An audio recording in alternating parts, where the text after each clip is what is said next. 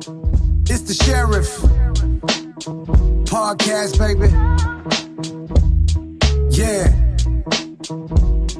It's the Sheriff, AHL Man of the Year.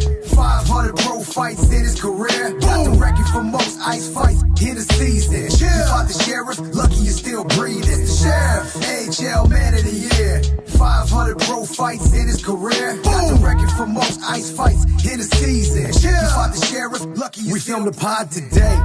You listening tomorrow. The heavyweight champ, yeah, Sean McMahon. 13-year pro, yeah, he holding it down. Big man playing it right, thumbs up to the crowd. Welcome everybody to an exclusive edition of The Sheriff. Boy, oh boy, do I ever have a treat for you.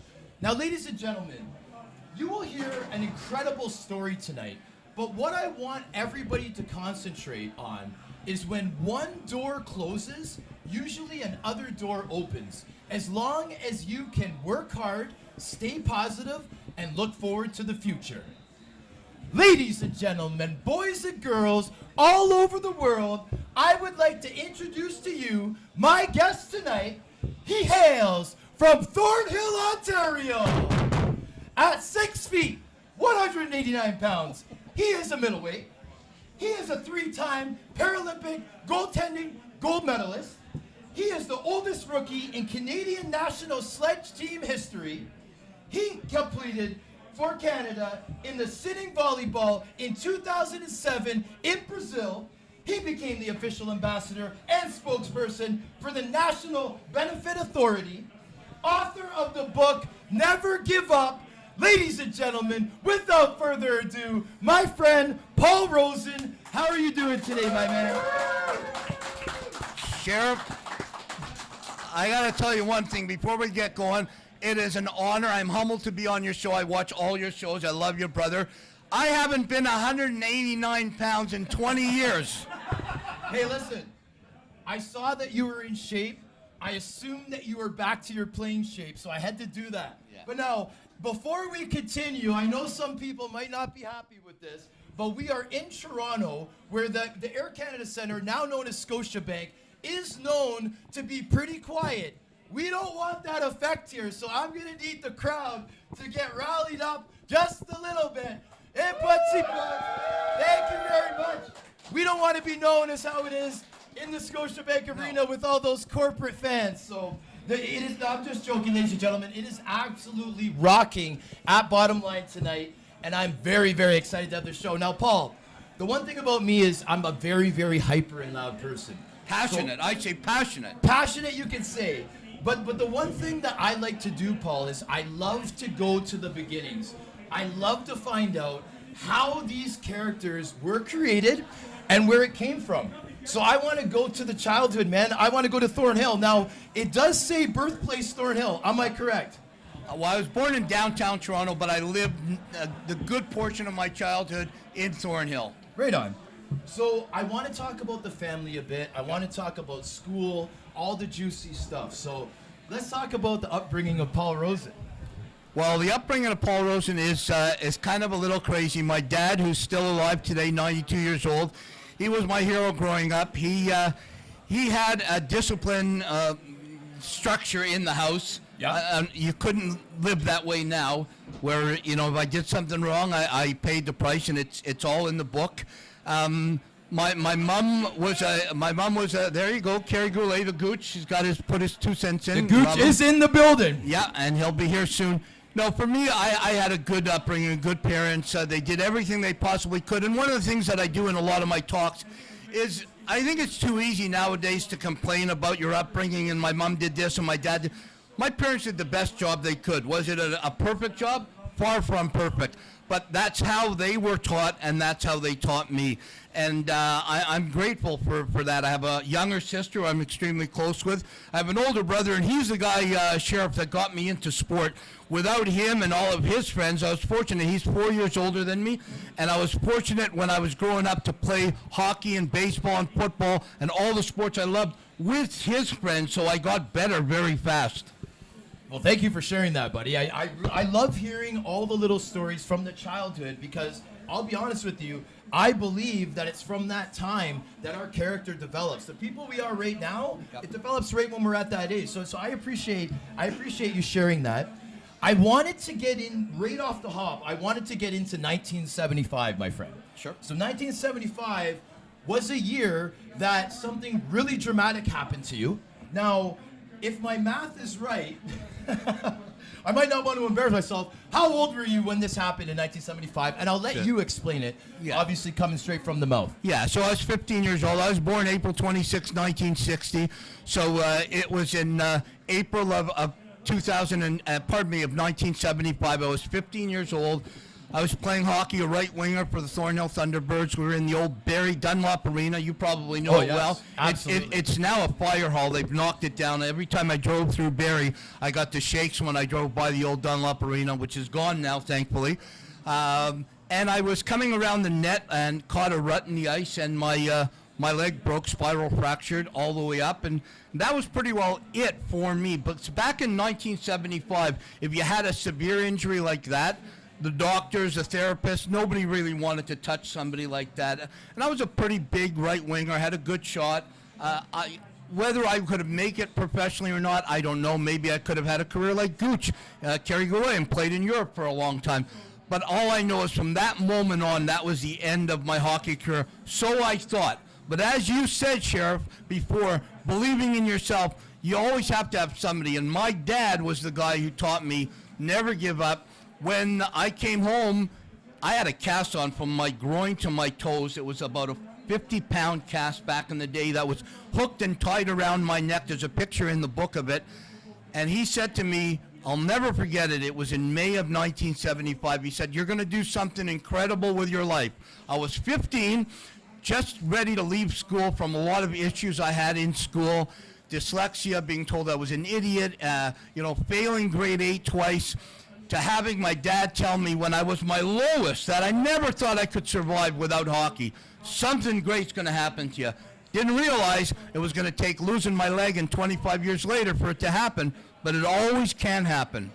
Now, Paul, again, thank you for sharing that, buddy. I know that's very personal. So now, I got a couple of questions about the leg situation. Now, I read that it was broken in 14 places.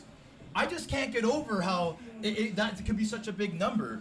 Can you explain that a little bit more to the viewers and audience? Like when they say, he broke his arm in 20 places, he broke his leg in 14 places. Like is it hairline fractures they're counting, or like?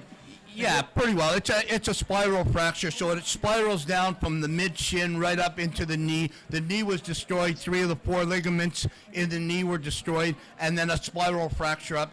And the one thing is, like, breaks in a leg, especially a leg, can heal pretty fast and usually will be stronger than ever. It's the ligament damage that will cost me the trouble for the bulk of my life.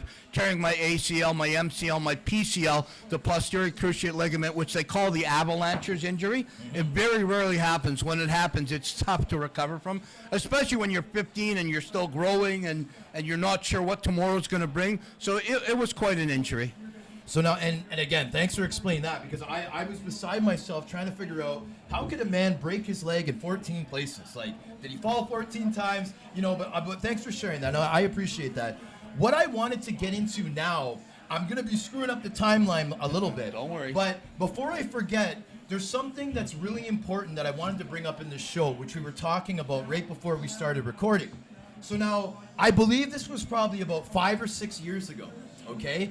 My sister, Catherine McMorrow, who's married to my brother-in-law, Danny Granger Art, they live just about 5 minutes from here, sir. And you, my friend, were in the elevator, and you know what? I think it'd be better to hear it from you, because it involves my mom, myself, and you. Paul, please take it away, my friend.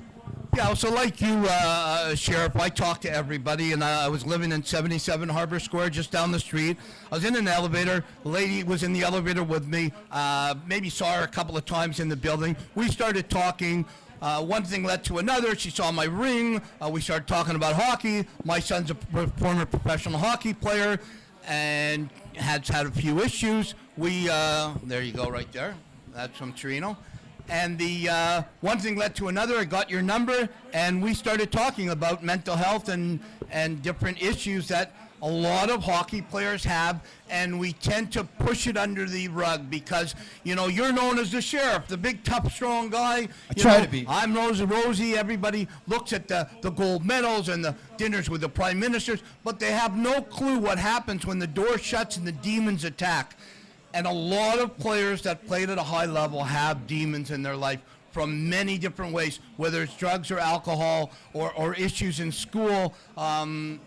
It's just very important to talk about it, and that's where we originally met. So thanks to your mother for that introduction. Absolutely. And just to add to that, Paul, so I remember the day getting a call from you. Now, first of all, my mom gave me a heads up. She's like, there's a hockey player named Paul Rosen that wants to speak to you. Now, ladies and gentlemen, at this time, I was not doing well in my life. I was going through some really hard things. Yep. I was struggling to get through them.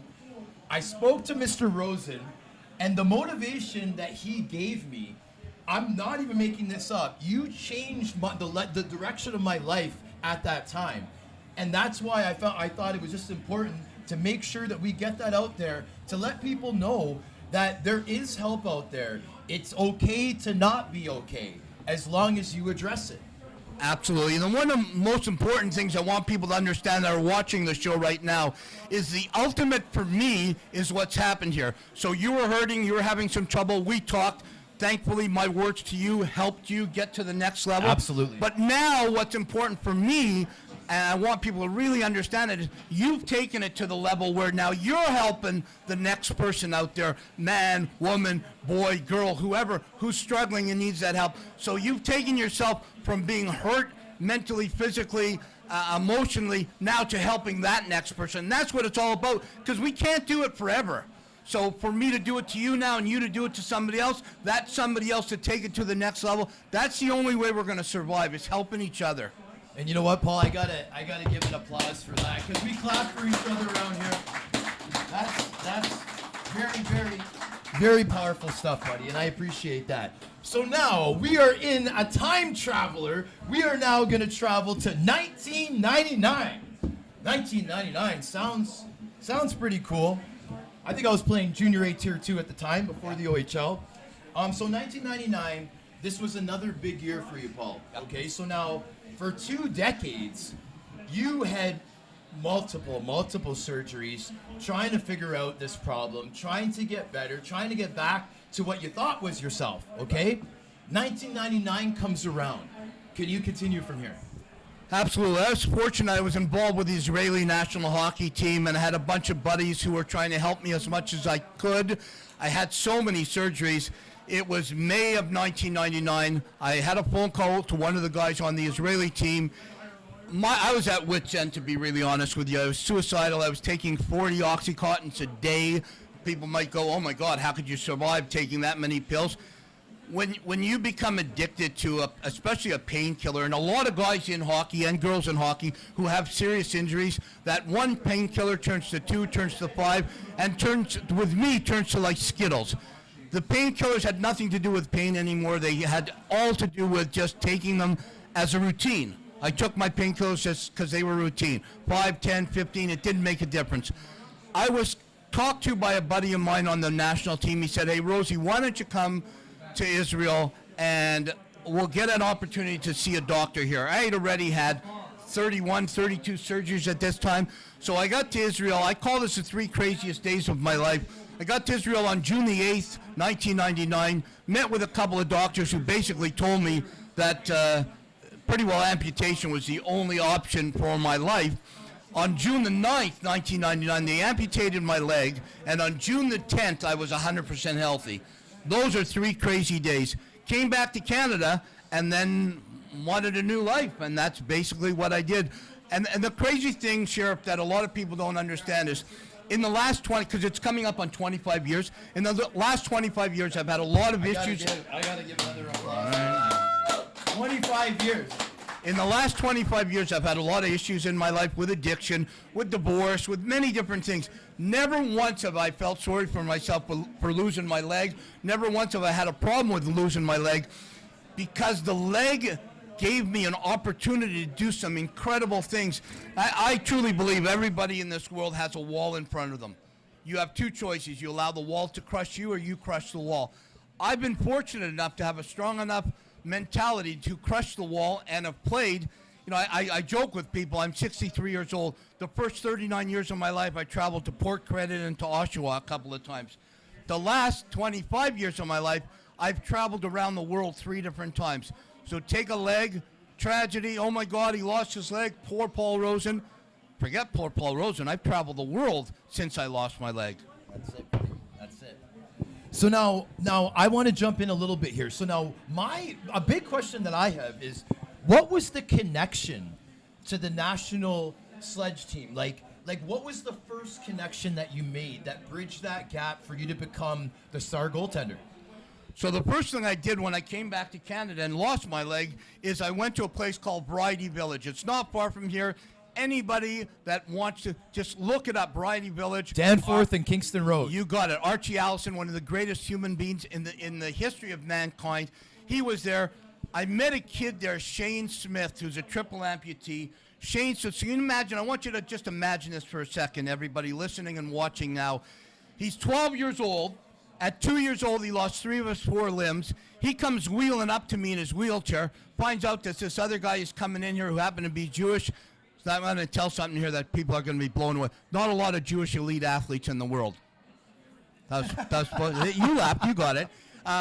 So this kid sees this Jewish guy coming in here, and he's a pretty good athlete, and he wheels up to me, and he says to me, "Hey, how you doing? I'm Shane Smith." And we started talking, and he was the one that got me involved. He told me about wheelchair basketball, wheelchair rugby. I wasn't interested in any of it till he said hockey.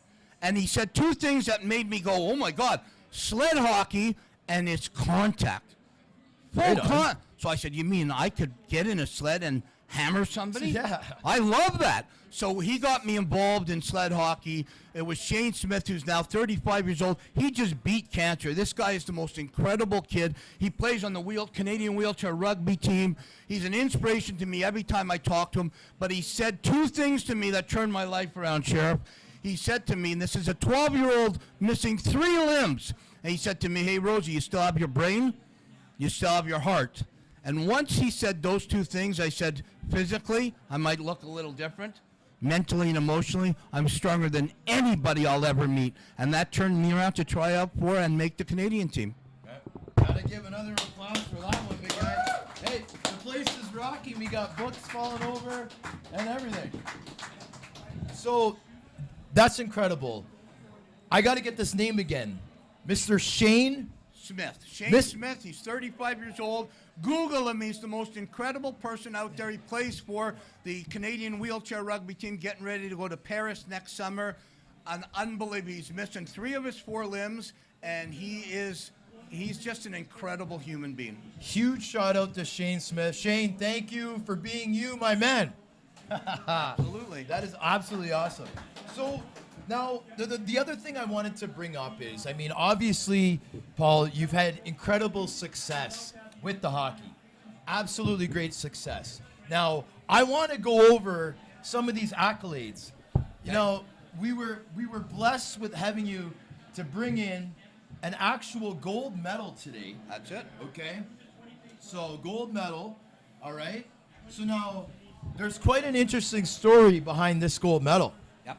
And I would love for you to tell it. But before you do so, we're going to be bringing up both of our good friend, Mr. Don Cherry. Yep. I'm thinking that the gold medal is the mic. Mr. Don Cherry, okay?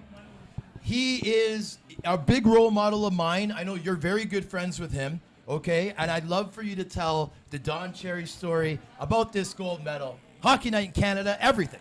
Okay, so I'll tell you 2 stories, really quick stories with I know Tom Weiss. Me and you could go for days, but we can't do it. It just can't be done. Anyways, Don, I was very fortunate when I was playing in Salt Lake City, my first games.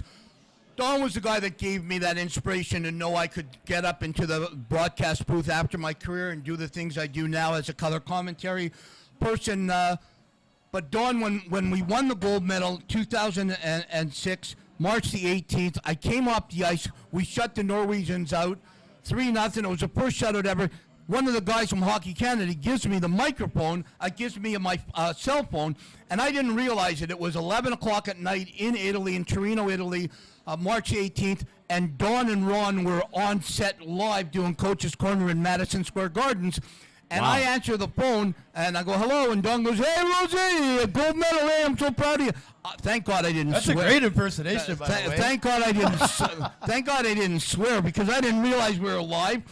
Don has just been such a huge part of my my life. He's just an incredible human being. And then, so a year later, February 7th, 2007, Kerry Goulet Gooch, who we're both good friends with, and Stop Concussion, they were doing an event at Downsview Park.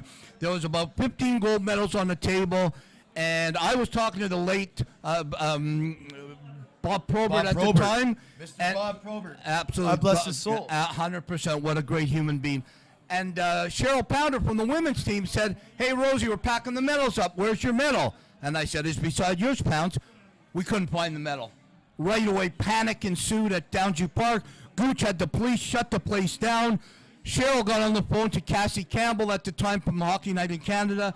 Cassie's husband, Brad Pascal, ran our team through Hockey Canada. Right away, Don Cherry found out. That night on Coach's Corner, Don goes, the rat who stole Rosie's medal, put it in a mailbox, the police won't be involved. A week later, I got the medal back. Don, I've done a lot of traveling with Don over the years through the Legions, incredible Canadian. I love Don. And the ribbon, and you see, looks like a dog ate it. Yeah. We refused to get a new ribbon because that's how I got it back. I have no clue who took it, a boy, girl, man, woman. Have no clue, don't want to know. I got it back. That's the bottom line. I take this medal everywhere. People say to me, because I got guys on my team who have it in glassed and beautiful displays and nobody can touch it. This gold medal has been touched by thousands and thousands and thousands of people. It's in a sock in my. Anybody that knows where I live, you'd be break into my house. It's in the underwear drawer in a sock beside my bed. Please don't take it again. I don't know how I can get through that, losing it again. But I've got it back, thanks to Don. And to me, it's very important that every kid out there gets to understand that dreams can come true. Absolutely. Hey, that's a great story. That's a great story. And I'll be honest with you, Paul.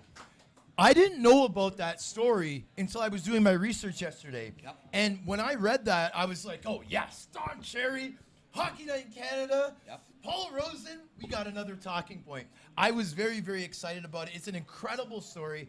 Whoever it was that took Paul's gold medal, thank you for returning it. Because we can do bad things in life. Absolutely. As long as we make up for them, you will be forgiven. And I'm sure you've forgiven the person that took the gold medal. 100%. Absolutely, 100%. We all make mistakes. Anybody in this world that can't say they've never made a mistake in their lives, you're lying. Not just to everybody, but to yourself. Thank you for sharing that, buddy. It's an incredible story, and I love the fact that Don Cherry is included in it. So now, what I wanted to get into now was how dynamic you are, Paul, because I'll be honest, man, like, we know a lot of hockey guys, and we also know that all they know is hockey. Yeah. They're jocks, nothing wrong with it, but they've kind of steered their way to one sport, and that's the way it's always been with them. Yeah. But you, my friend, you have opened up the world to the sports. Here goes the book again. So now, what I want to talk about is 2007, Rio de Janeiro, where you represented our country for the volleyball team, man. I played volleyball when I was a kid. Yeah. I'm a big fan of volleyball. Can we just talk about volleyball for a little bit? I just find it so interesting that you're on this national team. Yeah, I will tell again a funny story that very few. I don't even think we have it fully in the book with Roger Lajoie. So in 2007, it was a year after we won the gold medal in Torino. We won the World Championships in Kelowna, back-to-back. I was going through a divorce. Mentally, I was not in a good place. It was in May of 2007. I was at the University of Ottawa. I was walking through their campus. I was there speaking on behalf of Soldier On, the program that gets soldiers to understand after they've lost a limb or been hurt in battle that they can play sports. I did my talk. I was walking around. Phil Allen, who is the director of volleyball for the Paralympic end of it, he's walking. He goes, "Hey, Rosie, how you doing? What are you doing here?" I said, "I'm just here. I just did my talk. Got some time to kill." He goes, "Hey, the sitting volleyball team is practicing at the gym here. We only got 7 guys. We're going to Rio de Janeiro for the Pan American Games. We've only had a standing amputee team. We've never had a sitting team. We have to put it together because we have the Paris coming to Toronto in 2015. Want to come and say a couple of words to them? I said, absolutely. I come in, there's 7 of them playing 4-on-3. I start joking with them, and one of the guys says, hey, have you ever played volleyball? And I said, yeah. 1974 Thornhill High School Ontario Championship. Yeah! That was 1974. This is 2007. 1 leg now, 2 legs then.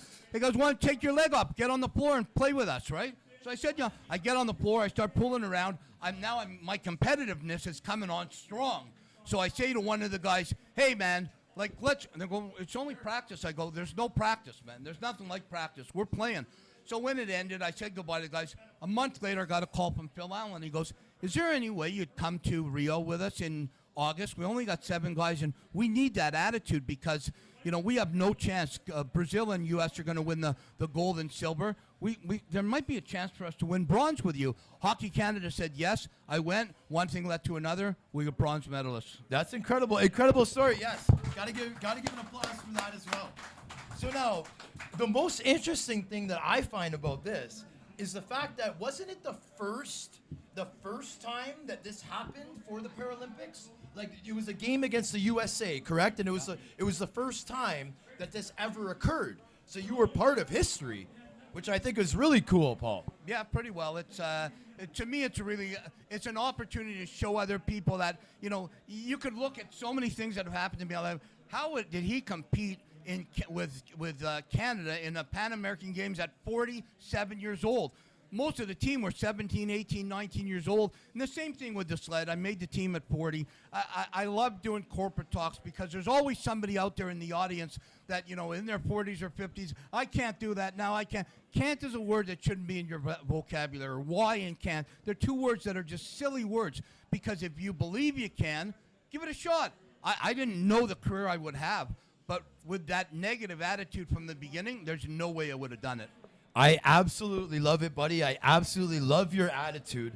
There's a couple things that I need to squeeze into the show because they're so important. Now, first off, when you turn now, Paul, the thing is okay. So we have the same hairstyle. Okay, yeah. We're embracing the Michael Jordan lifestyle. Absolutely. Okay, that's what I call it. Now, you're older than me. We look the same age. I'm 41 years old. Okay. Apparently, when you turn 50, so I don't know if this was yesterday or whenever it was, but I don't believe these numbers.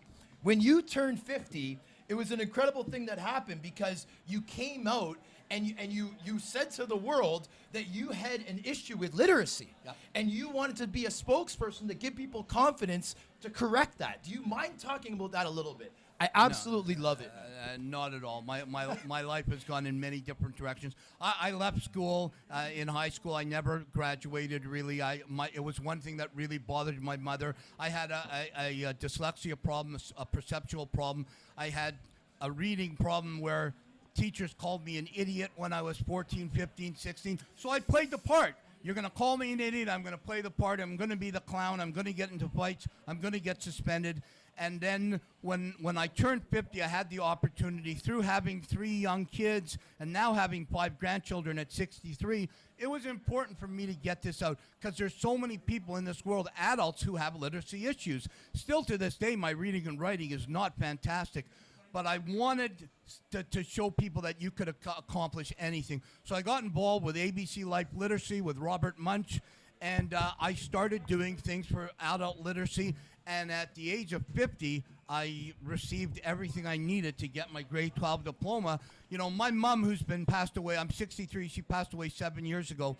She had all kinds of things up in her room, but my gold medal and my hockey achievements meant something.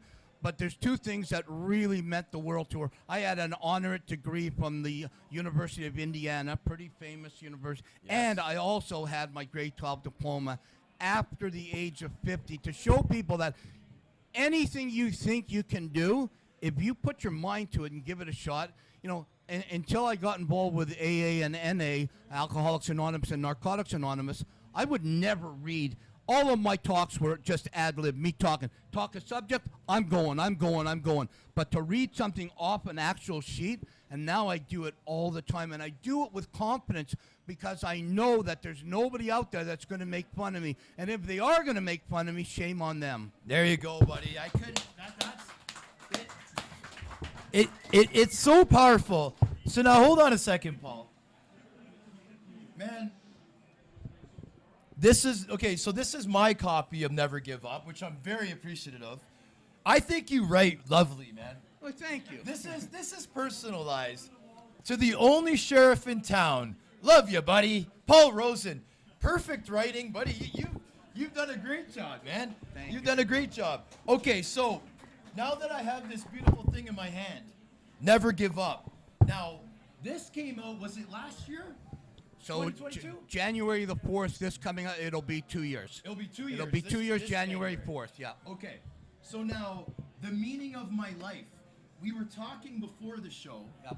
We were talking before the show, and this book is so powerful that sometimes when things this powerful come out, there's some details that were covered up for a long period of time that people might be a little bit uncomfortable with them coming out. Do you mind talking about that a little bit? Because I find that that's a really important fact. It was, and I know we're getting to the end of the show time-wise, and you got Kerry Goulet, the Gooch, coming up soon. I think we got to do another show just on mental health and addiction, and because the book is really, it tells my story of my life. It tells my story of hockey and overcoming adversity. But the most important thing is about my addiction struggles, my mental health struggles, my suicide attempt struggles. I've had in the last 4 years 2 suicide attempts, which landed me in the hospital in a coma for almost 72 hours. And I know a lot of people feel uncomfortable. My family felt uncomfortable. They didn't want stories in this book that I put in this book. I felt, Sheriff, that it was important for me to tell the world, who only saw the good and didn't see the demons and the trouble and the struggles that I have as a human being. All the time, still to this day, I have struggles. The difference between me now and the guy 22 months ago who got out of the coma is when I have a struggle today, I have people that I talk to that can get me back on track. You cannot do this alone. The worst thing that somebody with mental health, addiction, suicide issues have is called isolation. When you isolate, you hurt yourself, you hurt the opportunity for recovery. Never isolate. Call somebody, whether it's a family member, a friend, a doctor, I don't care. Whether it's me or the sheriff, we'll talk you through it. That's the only way you're going to survive. I think there's a million things in this book. It is a great read. Roger Lajoie did a great job. Too many things to go over in a minute or two because I know we're really tight for time. But I would love to come back and talk about just addiction and suicide and mental health, because you know this great game of hockey, which has given us this opportunity to have the life we have and the people that look up to us, it's also been a struggle through this. You know, people looked at you as this incredible guy, this enforcer that would take care of his teammates, that would do anything for his teammates. And they looked at the similar situation with me. But they didn't understand that when the doors closed, there was nobody there for us because we didn't let anybody in. Absolutely. Thank you for sharing that. And just one thing to add to that. We have a person that's very close to both of us, Brady Leovold. And now that we're talking about reaching out, we should bring up Puck Support, because Puck Support is pretty much the blueprint for hockey players reaching out and getting help. So I know that you and Brady have worked together very closely. I've had the opportunity to be on Brady's show and vice versa. So Puck Support, ladies and gentlemen, is another avenue for help. Absolutely. We should do something, the three of us. Brady Levold's been a massive part of the last 3 years of my life. He's an incredible human being. Another guy who has shown the world that you can have serious, serious issues in mental health. He was living on the streets in Hastings Street in Vancouver. East Hastings, drafted by the Tampa Bay Lightning. Played in the Western Hockey League. Incredible human being. Heroin addict. Turned his life around for what? To help others. That's what the meaning of my life is, your life, Brady's life, is to show people that through this opportunity that we have as public figures to help other people, that's the only way truly you can enjoy what we've been given, and that's a second, third, fifth chance at life. Man, I got to say one thing, that right before we end here, ladies and gentlemen, So I know that speaking about this is therapy for you. Absolutely. I know that the motivational speaking, the Never Give Up book, it is medicine for you. It cures you. Yep. So that just goes to show people, please speak out. Please ask for help, guys, if you're struggling. Because I'll tell you one thing, me and Paul have done that, and it's changed our lives. And we want the same for you guys. I'll tell you what, too, this is just a start. Might be the first time I'm on the Sheriff Show. Might be the first time we're meeting face-to-face. But this is not going to be the last. There's going to be a lot of people out there that are going to be helped by these two faces. I'm gonna put you on the spot, right on the show. Yep. Will you come back for a part 2 at the Sheriff Podcast? I'd come back tomorrow. Amen. I appreciate you so much, Paul.